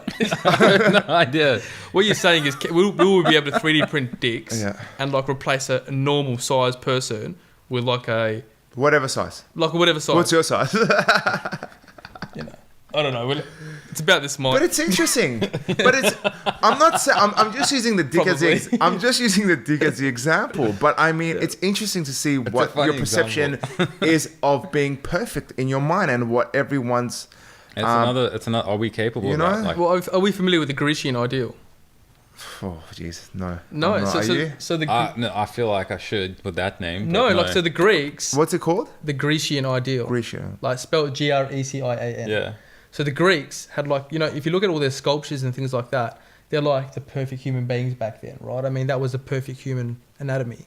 And they actually had, like, ratios for everything, like mathematical ratios. So that's what the Grecian ideal is. Yeah, it's the golden ratio, isn't it? The golden ratio is another one, right? Yeah. Where it shows, like, you know... It's, what is it? It's that everything in the Greek sculpture follows this ratio, and Like life does too, right? Yeah, so that's like your right. nose, like this thing is like your nose to your finger is perfect proportion. I can't remember what it is. Yeah, It's like basically it 2/3. shows that you're like equal on both sides. You're not Yeah, fucked okay. up, right? But the thing is, this is what makes the Grecian ideal funny, is that people who are more attractive have a like not enlarged, an exaggerated feature on their body. So, for example, Persians who have larger noses. I know that's like no. But right, Couldn't use Arabs. I hope you could've cut used to your Jews? I face. didn't want to say Arabs or Jews. I thought Yeah. about it. I will let Persian you know. noses. Right. I will let you know actually, no, you make a very valid point because Persians have a very high percentage of nose jobs. That's within right. the That's the community. thing. It's Because the very thing high. is, People because the don't thing know. is, I like, think it's not seen. Iran is actually the second. I believe they were the second highest plastic No, surgeon yeah. country in the world behind Thailand. I think That's it is. right. Yeah, no, that's exactly I right. haven't had any work on my nose. I just want to point that out. Yeah. It's a very. But It's a beautiful nose, you know. Thank you, Mum. Thank you, Dad. Let's kill that one. Dick talk, nose talk. Yeah, but like, you know what I mean? Like, the thing is, like, in some cultures, an exaggerated feature was more attractive, like in the Greeks as well. But the thing is, and then you have people who are like getting nose jobs because they feel like it doesn't fit in or whatever, right? And it's the same with dick size. That's yeah. Like people who like their dick is like not exaggerated enough will get it replaced or have a surgery. Same as like boob jobs and shit like that, right? To fit this ideal. That's not addressing the underlying cause though, unless you got like a micro penis or some shit. Like, I mean, Is that a thing? Is that actually a thing? Yeah. Oh fuck it! it's like a medical condition. That's sad. That's fucked. That would be tough, and I hope that the future Well, it could be a thing technology- of the. It will be Yeah. a thing of the past. Let's think about it. But what I'm saying is like, that's not addressing the underlying problem. The underlying problem for most, like 99% of men, is not whether my dick is actually too small or too big. It's the even, or perception, whatever. right? Yeah, it's how you feel about your body. Emotional education. I'm coming Like back. you said, I'm emotional sensing a education- theme, no, man. it is. It's true. What I actually spoke to my kinesiologist about this was about insecurity and why it actually exists in the human condition. And she told me that it exists because it's ideally it's a sense of belonging. It's if I feel insecure about something, to feel like I belong amongst others, I will adapt towards that pact or tribe or whatever. In animal Yeah. kingdoms, you see it all the time. And that's inherently where it comes from. But then you also have this thing of you want to be different and better. Like you pointed out, Yeah. if you have that feature that stands out. I'm gonna nuance Bigger, that. bigger arms, for example, as a guy, broader, girls that are taller, longer Just legs, generally whatever. looking more like Ryan Gosling in general would help. It'd help me at least, I think. So that's your perceived mental picture of human perfection. Ryan. Yeah, Ryan? Ryan I don't know. Gosling's I my don't know man if crush. Ryan makes the cut. Who makes the like cut? the perfect man? Who makes the cut for the perfect man right now? Who's yours? I don't think he had. I can't think of one, man. Mine's, I don't know. I'm going to go George Clooney, I'll be honest. I'm going to say the fucking Hercules statue in Rome. Yeah, but you got to have a Guys, coming with the culture shit. You It gotta looks have- amazing, man. He's got the You beard, gotta he's got the line fucking cut. Really? Yeah, I haven't seen it. And the thing is, he actually looks like a real wrestler. He's even got cauliflower ears on the statue. So you know he probably was real. It's awesome. I can't Anyway, think off of topic, it. sorry. Got really excited about Hercules all of a sudden. Mine. I haven't watched that movie actually with The Rock. Put the boner away. I gotta Yeah. watch Oh, that. it's really bad. It's really Really? bad. Oh, it looks- Sorry, it looks no terrible. offense, Rock. Yeah, But it looks you've terrible. done better. I don't think he's going to rock up and just fuck you up. Yeah, no, that was a terrible movie. I watched it on the plane. I turned it off. Actually, I was like, nah, I can watch something. I've always said they should make because I know like my going to Catholic primary school, there's a lot of biblical stories I would read. And I was always fascinated with the one of, is it Samson? Yeah, Have you heard of With the Samson? hair. With the hair. Yeah, I don't know why they haven't made that a movie. They had, because I was looking at because there's no plot, man. Well, it's like Well, a they're short rare. plot. That's what it is. It's like really short. What's Samson? Samson was a biblical story where the longer this guy's hair would grow, the stronger he would get. He's Okay. basically like a Bible Hercules. He's Like, a Bible Hercules. ridiculous Biblical strong. Hercules, sure. But Destroyer. to me, it had a better storyline to it because in the sense, I'm gonna like. It's kind of like also misogynistic in a way, you know, like it makes women to be quite evil. It like follows that whole Adam and Eve shit. She was evil as fuck. I Well, mean, what look, happened was bitches be cray, but like that. he apparently inherited his powers through a lion, I believe it was, from memory, and he grew his strength. Whatever, the kings couldn't kill him and battle him and get him to join their army. The thing is, though, his hair determined his strength. So Exactly. Like, the longer his hair, the stronger he would be. Exactly. So his hair kept growing. He kept getting stronger. The kings couldn't kill him. Whatever. So what the kings did, they told his wife, "We want you to find out what his strength strength is and his secret is. And he ended up, the first few times he bullshitted his wife, you know, as you do, but women are persistent. She found out in the end, he admitted it to her that it was his hair. So while he was sleeping one night, he cuts her hair off. No, She cuts his hair off, sorry. Yeah. And they finally capture him and they make him a slave. Why is the wife helping? She's a bitch. I think like She wanted a 3D printed dick. I don't know. Okay, sure. Hercules' dick didn't grow long. All right, no worries. All right. He was Well, the I didn't. strongest man in the It world. all went to his hair. Great hair, small Samson, dick. sorry. All Yeah. right, Samson. And so the story tells about how he became a slave, pushing this wheelbarrow thingy around underneath like a stadium, whatever. But they completely forgot about him in the story, and he ended up growing long hair again and broke free. not just break through. I think he demolished the stadium he was captured, being contained in, and I think they could make a movie about that. I don't know why. I reckon it'd make him a better movie than Hercules. I'll be honest. Hercules is like, this guy's super strong. No, Hercules had like 12 challenges. I haven't watched it recently. I gotta watch it. Hercules, he wanted to, I can't remember why, but in order to be free from the gods, Hera, who was his father, so his father is Zeus, right? Zeus like fucked around Zeus, hard. and Zeus fucked everything, Like everything. including like animals and shit. It was Yeah. crazy. Did you? And Zeus banged Hercules' mom. His wife, Zeus's wife, Hera, got real jealous about this and decided to make Hercules pay for it. So in order for Hercules to be free of all this pain and stuff, he made a deal with Hera to do like these 12 challenges. One of them's like killing Medusa. The other one's like The Nemean killing a lion. Yeah, the lion guy. And once I he's done completely this, he's forgot about free. these challenges. Hydra, the fucking Yeah, thing, yeah. like you There's cut off all of one them. head, it grows 2 3D printed dicks. I mean, 2 3D printed dicks. You know what I'm talking about, yeah. Dude, the dick talk threw us completely off, man. Do you want to talk about your big day out? Yeah, big day out story. Jesus. Well, we're back at the top again instead of like the... We'll do the big day out story and then we'll wrap it up. We've probably done like an hour and 20, hour and 30 so far. But the big day out story is, so I was around 20, 21 years of age roughly. I was still quite new to drinking. I didn't really drink when I was in high school. Throughout, those high school parties and stuff, I never really drunk. So I didn't really start drinking at the age at 18, 19, 20 or so.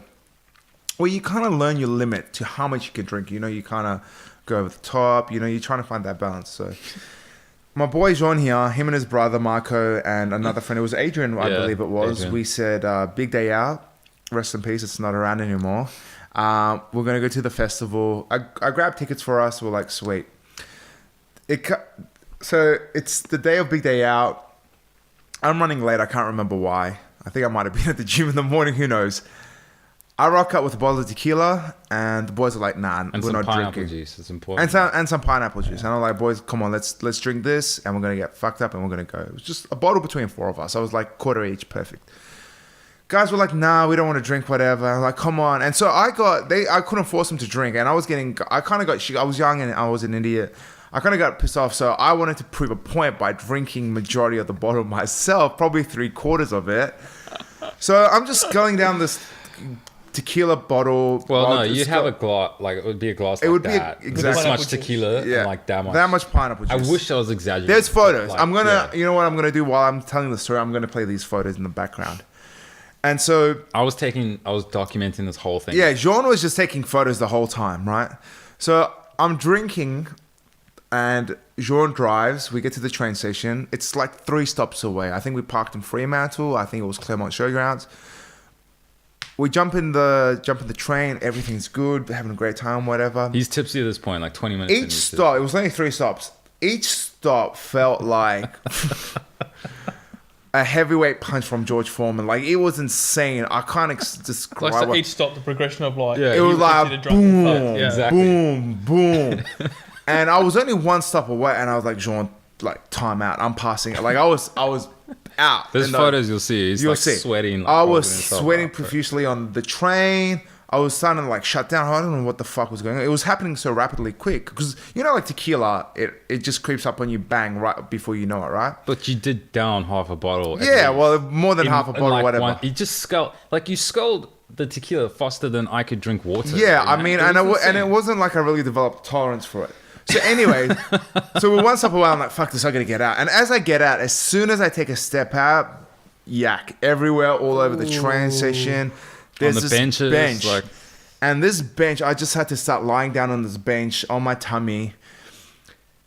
And I'd put my head to the side and throw up. And I'd be trying to like avoid putting my hand in the vomit. Yet I was it was real weird, my positioning. You'll see in the photos. I'll show you later. you remember we put you on the bench, man. Yeah, I can't remember You that. stood- I you don't stood up remember that. everywhere, and you were gonna fall down. I It was, kinda caught and you Jean put you was on the- in the meanwhile just laughing and documenting the whole thing, taking photos, which you're gonna see. So through Snapchat didn't exist then. No, No. this is a long time And ago. it was just getting worse and worse and worse. And it got to the point. I'm gonna leave some things out, like me using the bathroom and stuff. Let's not like throw that. Fine, man. Yeah, It's your story. It's your But story. we ended up being in the free, like it wasn't Claremont Showgrounds. I think it was Claremont It was Quarter Claremont. Show. It was the Claremont stop. Yeah. So I was There's I was little going ladies pale. like walking past, just going pale white, and Jean was like, "Oh fuck!" And I didn't stop breathing, but I took long, long pauses between breath. It went from funny to real serious very quickly. And so Jean calls an ambulance. yeah, I think your mum as well rocked up. I from called my memory. parents as well because Yeah. if the ambulance wasn't going to come, we had to take you Yeah. straight away. So ambulance rocks up. His face was white, like whiter than my face. It was I'm conscious, but I'm out of it at the same time. So the ambulance. This is from called- alcohol, nothing else. This is just tequila. just alcohol. And But so much. Well, what happened? I'll explain what happened. So the ambulance comes and they ask me a question like, try to check if you're conscious, whatever. And I wasn't responding. It wasn't because I was out. I couldn't be fucked. I was like, when you're hungover, you're just like, fucking just leave me alone.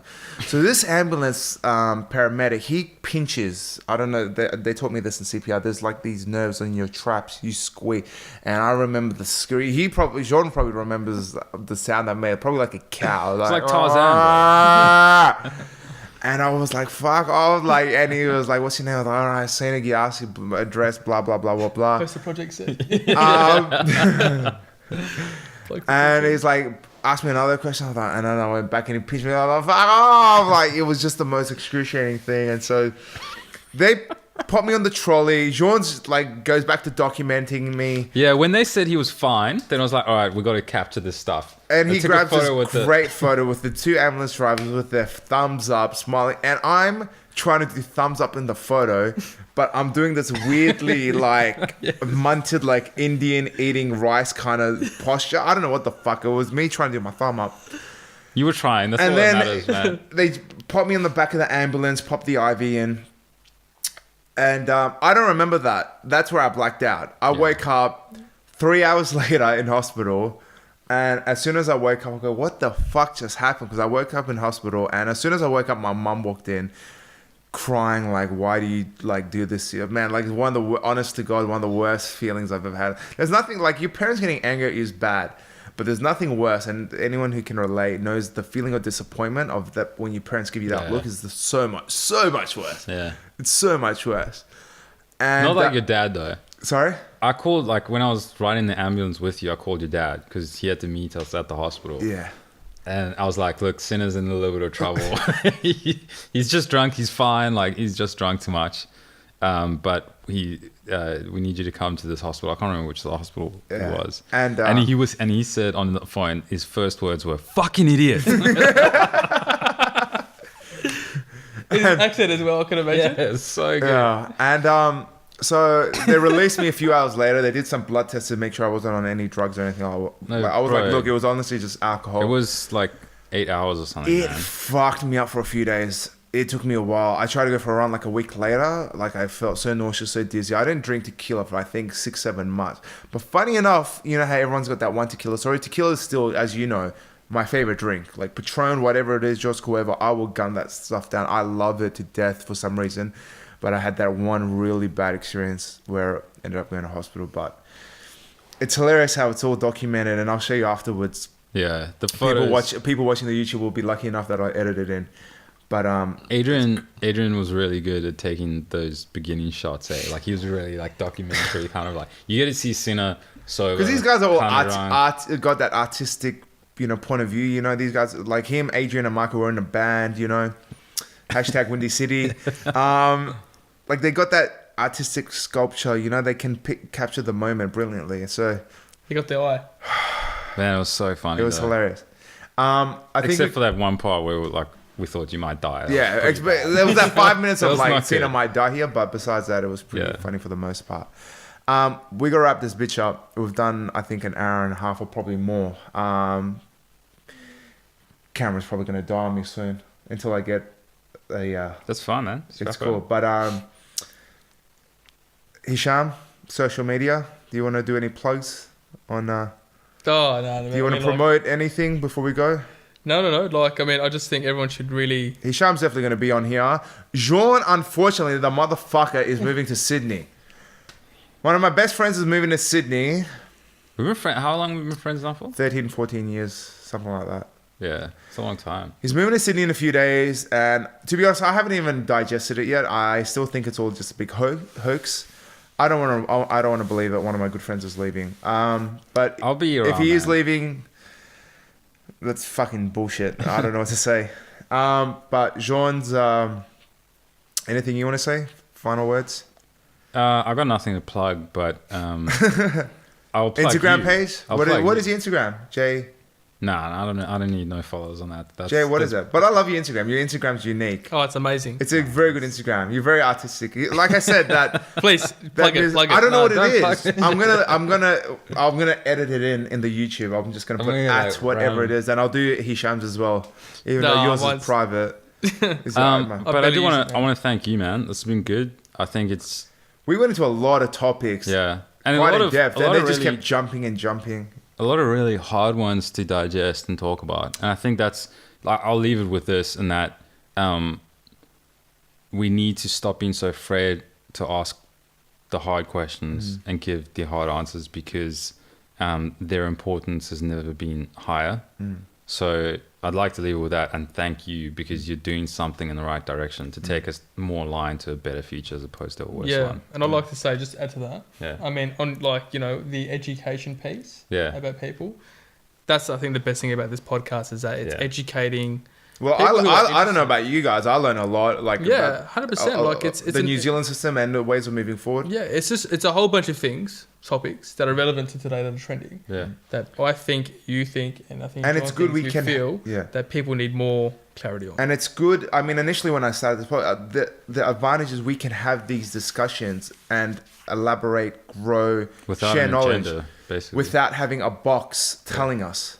I'd love to see what viewers think. We man. What are the can, best yeah, things? exactly. Like, If you got any viewers who want to comment, I'm all for people's point of views, and listening to people's ideologies and seeing, what their belief system is, ways of moving forward, whatever yours is, Yeah. It's a nice counterbalance. Message to me through social media,